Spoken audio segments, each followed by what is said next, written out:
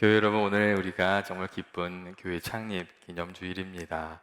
먼저 지난 43년 동안 우리들과 함께 해주시고 은혜 베풀어 주신 하나님께 감사를 드리고, 또 어려운 시간에도 신실하게 교회를 위해서 기도하시면서 교회를 지키시고 헌신해 주신 여러분께 진심으로 감사드립니다. 하나님께서 귀한 은혜 주시기를 원합니다.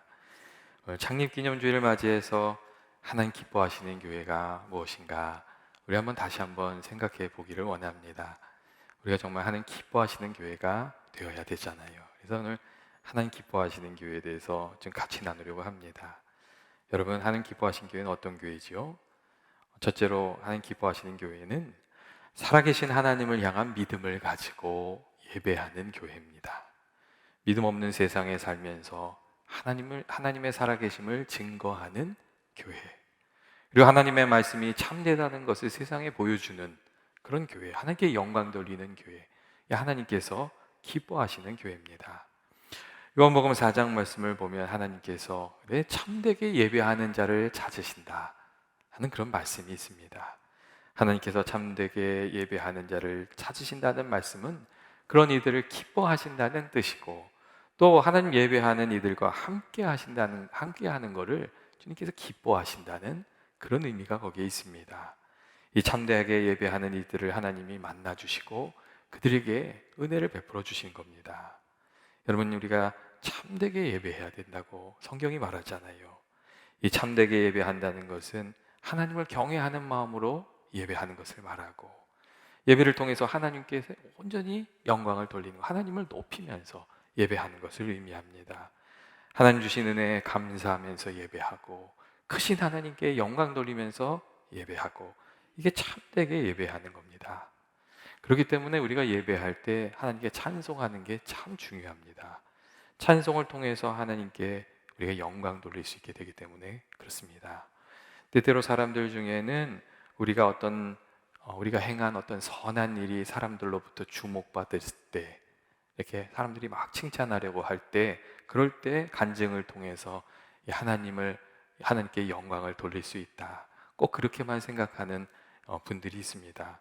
여러분, 그렇지 않습니다. 근데 하나님께 영광 돌리는 것은 우리들이 날마다의 삶 속에서 그리고 하나님을 사랑하는 마음으로 찬송하면서 하나님께 영광을 돌릴 수가 있습니다. 여러분, 한번 찬송을 진심으로 드려보세요. 그러면 그 가운데, 찬송 가운데 임하시는 하나님을 만나게 되고, 하나님께서 우리들의 마음 가운데 찾아와 주셔서 우리에게 은혜 주시는 것을 우리가 알게 됩니다. 찬송 중에 이 은혜 누리면서 살아가는, 주와 동행하면서 살아가는 저와 여러분 되시길 원합니다. 또 참되게 예배하는 것은 하나님 사모하는 마음 가지고 은혜를 간절히 사모하는 마음으로 예배하는 것을 말합니다.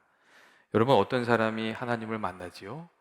하나님 만나는 것을 사모하는 사람이 하나님 만납니다. 어떤 사람이 은혜를 받지요? 은혜 받기를 간절히 구하는 사람이 은혜를 받습니다. 하나님께서는 전심으로 하나님을 구하면서 하나님 앞에 나아가는 사람들, 예배하는 사람들, 그런 사람들을 기뻐하시고 만나주십니다. 때때로 우리가 하는 실수가 있는데, 그게 어떤 거냐면 이런 거예요. 제가 이제 어떤 사람하고 얘기를 나누다 보면 옆에 이렇게 지나가는 사람들이 있을 때가 있잖아요. 그러면은 그분한테 인사를 하는 거예요. 이 사람이 지나가면 이 사람 인사하고, 저쪽에 저 사람 가면 저 사람한테 인사하고. 근데 그렇게 하다 보면요, 막상 내가 대화를 나누는 분한테 신뢰를 범하는 일이 되거든요. 근데 가끔 예배를 하다가도 그런 일이 벌어지는 것 같아요. 우리가 전심으로 하나님께 나가서 예배하지 않으면, 이게 마음이 이쪽 저쪽에 자꾸 산만하게 되면 하나님께 예배하면서도 이 예배를 통해서 신뢰를 저지르는 일이 되거든요. 그래서 여러분, 우리가 마음을 집중해서 하나님께 예배드리는 게 참 중요한 것 같아요. 그래야 또 주시는 은혜를 누리게 되는 거죠. 저는 저와 여러분이 이 하나님 예배하면서 하나님 주시는 은혜를 풍성히 누리면서 좀 하나님도 만나면서 그렇게 살아가게 되기를 원합니다. 위대한 음악가였던 하이드는 하나님을 만났던 경험이 있었던 사람이었거든요. 그래서 이런 얘기를 했어요. 나는 하나님을 생각할 때마다 기쁨으로 가슴이 뛴다고. 그리고 하나님을 생각할 때마다 내 내면에서부터 영감이 솟아나온다고. 그런 이야기를 했어요.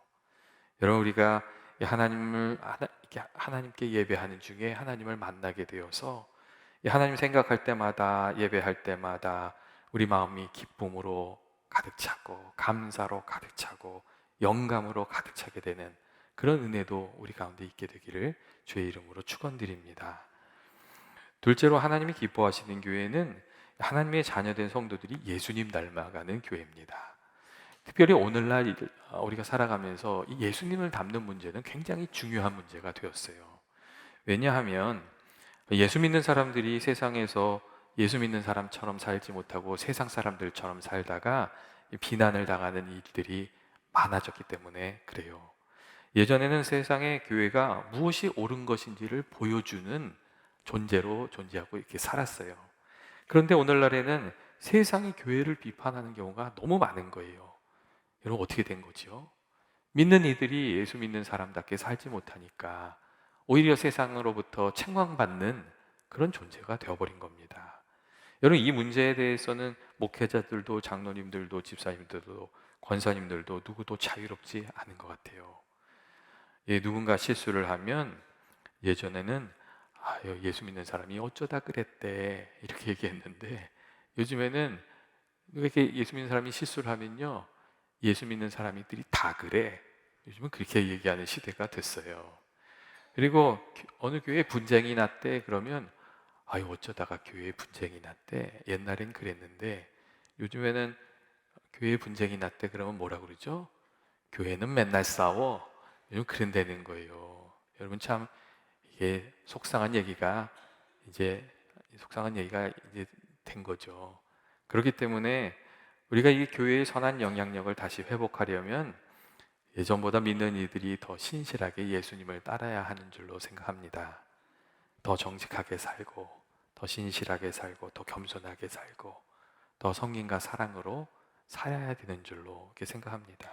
예수님 닮는 사람들이 교회에 많아져야 된다는 얘기죠. 교회에 예수님 닮은 사람들이 많아져야 된다. 저는 우리 교회가 시애틀에서 예수님 닮은 사람들이 제일 많은 교회였으면 되게 좋겠습니다. 아멘. 예수님 닮은 삶을 살려면 여러분, 근데 어떻게 해야 되죠?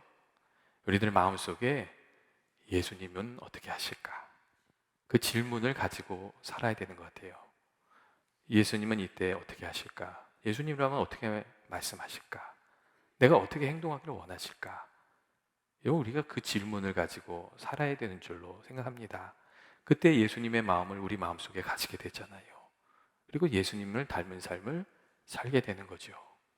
그리고 또한 말씀과 기도와 순종으로, 말씀에 대한 순종으로 이 성령의 인도하심을 따라 살아가는 것도 참 중요합니다. 여러분, 말씀을 사모하는 이들에게 하나님 주시는 은혜가 있잖아요. 말씀을 사모하면 하나님 어떤 은혜를 주시죠? 말씀을 통하여 하나님의 마음을 알게 해주시는, 하나님의 뜻을 알게 해주시는 은혜를 주세요. 어두웠던 생각을 밝게 해주시고, 시대를 보는 밝은 안목을 우리에게 주시고, 하나님의 관점을 가지고 살아가게 해주시죠. 그래서 우리가 예수 닮는 삶을 살아가려면 좀 말씀과 가까이 하는 그런 삶을 살아갈 필요가 있습니다. 하나님 주시는 거기 지혜가 있어서 그래요. 말씀과 함께 성령님께서 역사하여 주셔서 우리의 마음과 생각을 바꾸시고 우리가 보지 못했던 것들을 보게 해주시는 은혜, 하나님의 지혜와 영감으로 살아가도록 하나님께서 말씀을 사모하는 자들에게 그런 은혜를 주십니다. 또한 우리가 이 기도할 때 받는 은혜도 있잖아요. 여러분, 기도할 때 하나님 어떤 은혜를 주세요? 성령의 능력을 힘입어 살아가는 은혜를 주십니다. 우리가 기도에 충만해서 살아가면 성령 충만하게 되고 은혜 충만해서 우리의 마음이 풍성해집니다. 그때 우리가 주님 닮은 모습으로 살 수가 있어요. 기도해야 그래요. 근데 기도가 없으면 은혜가 막히고 우리 마음이 메말라져요. 우리 메말르게 되면 우리가 사랑해야 되는 줄 알면서도 사랑하지 못하는 거예요. 말씀대로 살아야 되는 줄 알면서도 말씀대로 살지 못하거든요. 사람이 그만큼 약하잖아요. 사실 우리가 기도하는 가운데 하나님의 능력을 힘입어야 말씀대로 또 살 수 있고 주님을 닮는 삶도 여러분 살 수 있게 됩니다. 우리가 이게 살아가면서 왜 나는 이렇게 맨날 실수가 많은가? 여러분, 왜 내 삶에는 은혜가 없는가? 왜 내 마음은 이렇게 이렇게 강팍하기만 한가? 여러분, 그런 생각이 들면 그때는 고민만 하지 말고 좀 기도를 해야 됩니다. 기도를 통해서 주님의 영이 우리 가운데 임할 때에 우리가 정말 원하는 삶을 살게 되는 줄로 믿습니다. 여러분, 기도하는 삶에 하나님 도우심이 있지 않습니까? 그리고 기도하는 교회에 하나님 베풀어 주시는 은혜가 있습니다. 저는 우리 교회가 시간이 지날수록 기도가 풍성하게 되기를 바랍니다. 가정에서도 여러분, 하루를 시작할 때 뭘로? 기도로. 하루를 마칠 때도 기도로. 기도가 삶 속에 풍성해요. 그리고 우리가 모여서 교회에서 기도로. 나를 위해서도 기도하고 다른 이들을 위해서도 기도하고, 그리고 기도의 깊이가 날마다 더 깊어지게 되기를 주의 이름으로 축원드립니다. 그리고 셋째로 하나님 기뻐하시는 교회는 여러분 무엇보다 사랑이 풍성한 교회지요. 사랑과 섬김의 열매가 많은 교회, 이 하나님께서 기뻐하시는 교회인 줄 믿습니다. 예, 저희가 그래서 우리가 이제 시간이 지나면서 이제 잘한다는 얘기를 하나씩 들어야 되는데, 이제 저는 그 얘기를 들었으면 좋겠어요. 저 교회는 교인들이 그래도 사랑이 있어. 저 교회는 사랑이 풍성해. 여러분, 우리 교회가 그렇게 되기를 주의 이름으로 축원드립니다. 예수님이 주신 세 계명이 뭐죠? 여러분, 서로 사랑하라는 말씀이잖아요. 요한복음 13장 34절, 35절 말씀 보면 예수님께서 세 계명을 너희에게 주겠다 이렇게 하시면서 내가 너희를 사랑한 것 같이 너희도 서로 사랑하라 말씀하세요. 그리고 그 다음 말씀이 참 중요해요. 이처럼 너희가 서로 사랑하면 모든 사람이 너희가 내 제자인 줄 알리라. 그렇게 말씀하셨어요.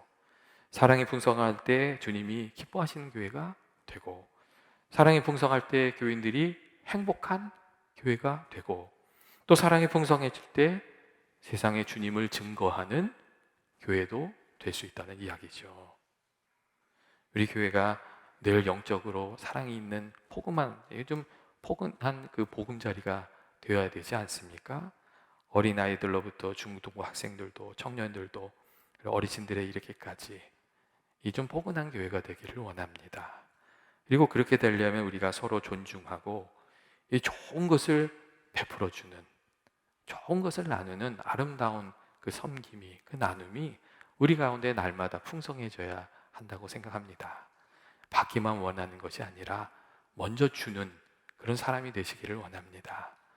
그래야 우리 교회가 사랑이 풍성해지는 거죠. 이번 여름에 오랫동안 하지 못했던 VBS를 했어요. 그러니까 VBS를 하는데 아이들이 너무 좋아하는 모습을 보니까 저도 너무 좋은 거예요. 또 이번 지난주에는 중고등부가 수련회도 갔다 왔어요. 근데 수련회 갔다 오고선 카카오톡이 이렇게 오는데 아이들이 수련회 갔다 와서 참 좋았다고 또 그렇게 얘기들이 많이 올라오더라고요. 근데 그 글을 읽으면서 제 마음속에 그런 생각이 들었어요. 이렇게 다들 좋아하게 기뻐하게 되기까지 그래도 아무도 보지 않는 데서 먼저 사랑을 실천하고 또 헌신하고 섬겨주신 분들이 있었기에 이게 오늘 다 기쁜 것이 아닌가. 이 팬데믹 기간 중에 우리 가운데 멈춰져 있던, 하고자 해도 할 수 없었던 그 사랑이 이제 다시금 조금씩 움직이기 시작하는구나. 그게 더 풍성해졌으면 좋겠다. 그런 생각을 좀 하게 됐습니다. 특별히 가끔 초원 안에서 교우들이 초원 식구에게 위로를 받았다, 격려를 받았다, 초원장님이 너무 고마웠다, 이런 이야기를 저한테 해주시는 것을 들으면 초원 사역이 참 귀하다 이런 생각이 들고, 초원 사역을 통해서 우리 가운데 사랑이 나누어지는 것이 더 풍성해지면 좋겠다, 그런 생각도 하게 됩니다. 초원 식구들이 좀 사랑과 격려를 많이 나누어서 행복해지면 좋겠다, 이런 그런 생각을 많이 하게 됩니다. 여러분, 시간이 지날수록 우리가 행복한 삶을 사는 비결이 여러분 어디 있겠습니까? 주님 말씀대로 사랑의 씨앗을 부지런히 뿌리면서 풍성히 뿌리면서 살아가는 데에 거기 우리 삶이 행복해지는 여러분 그 길이 있습니다.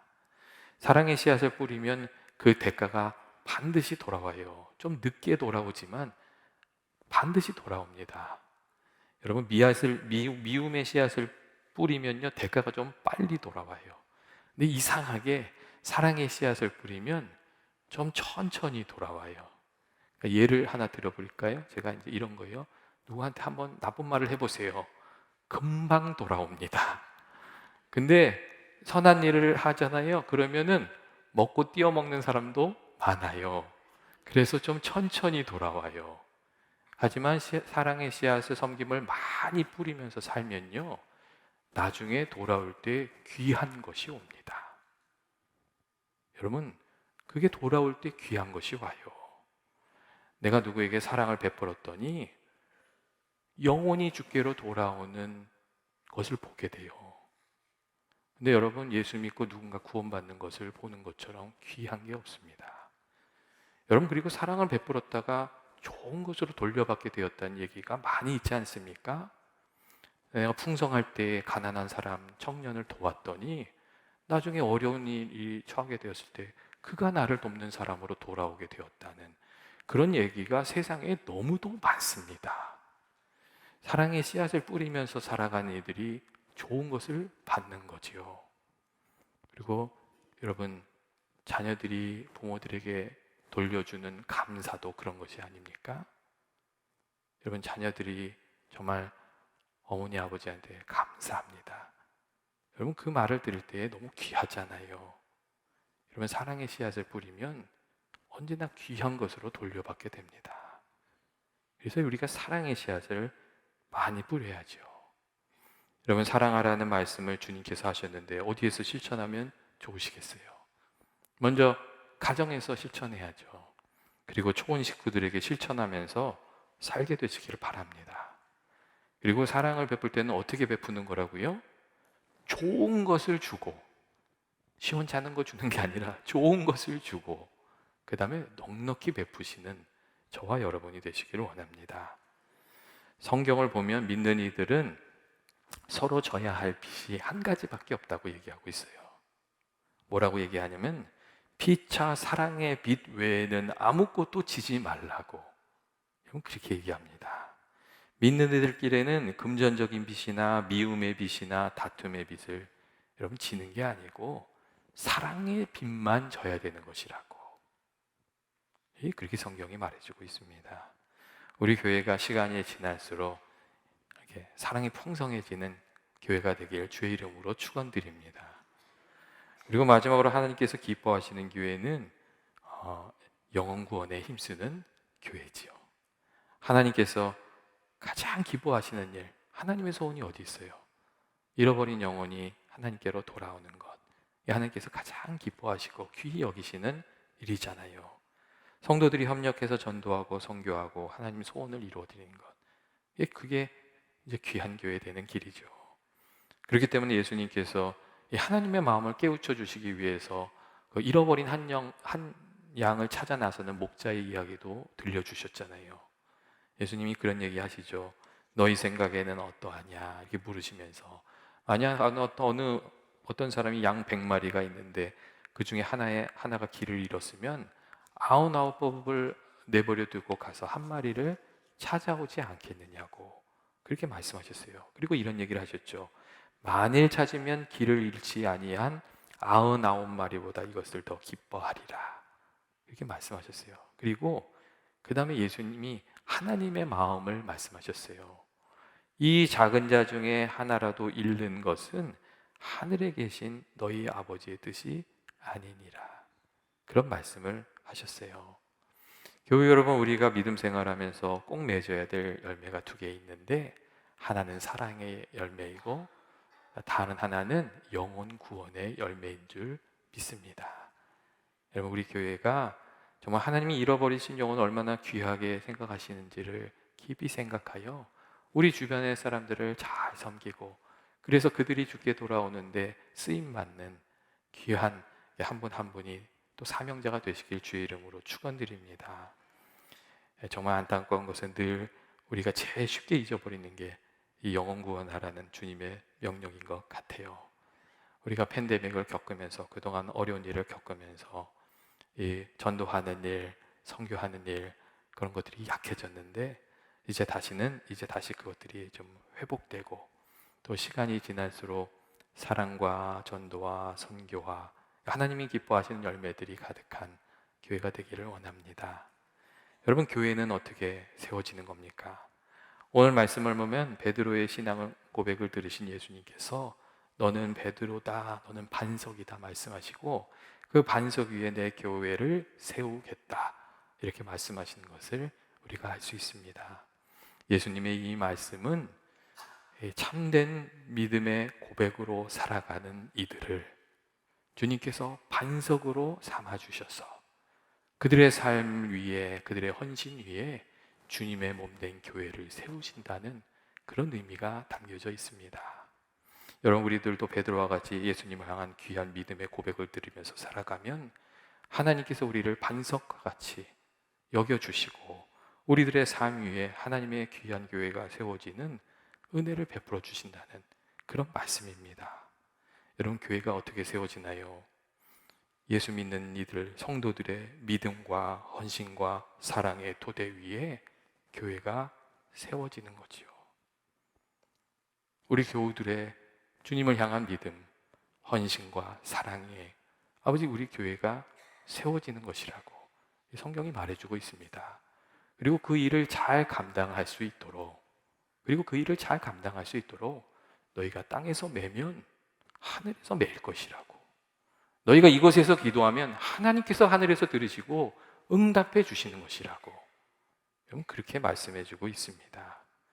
저는 연합의 모든 교우들이 참 믿음의 사람이 되어서 이 교회를 허무는 것이 아니라 한 사람 한 사람 주님의 몸된 교회를 든든히 세우는 죽죽돌 같은 인생이 되시기를, 주님께 귀하게 쓰임받는 그런 인생이 되시길 주의 이름으로 축원드립니다.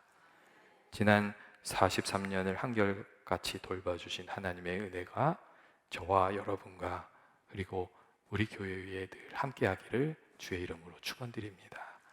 같이 기도하시겠습니다. 사랑과 은혜 많으신 하나님 아버지, 43년이란 긴 시간 동안 주님께서 함께하여 주시고 귀한 은혜 베풀어 주셔서 오늘 이렇게 기쁜 날을 맞이하게 해주신 것 감사합니다. 날마다 주님께서 저희 교회에 은혜를 더하여 주셔서 이 교회에 믿음의 간증이 있게 하시고 주님을 향한 예배가 있게 하여 주시고 사랑의 나눔이 있게 하여 주시고 주님께서 맡겨주신 그 영혼 구원 사명 잘 감당하는 은혜의 역사가 있게 하여 주옵소서. 날마다 저희 교우들에게 주님께서 은혜의 은혜를 더하여 주셔서 아버지 주님께서 은혜를 더하여 주셔서 살아계신 주님을 향한 감사로 찬송으로 주께서 부탁하신 일들 잘 감당하는 그런 교우들 되게 해주시길 원하오며 예수님의 이름으로 기도합니다. 아멘.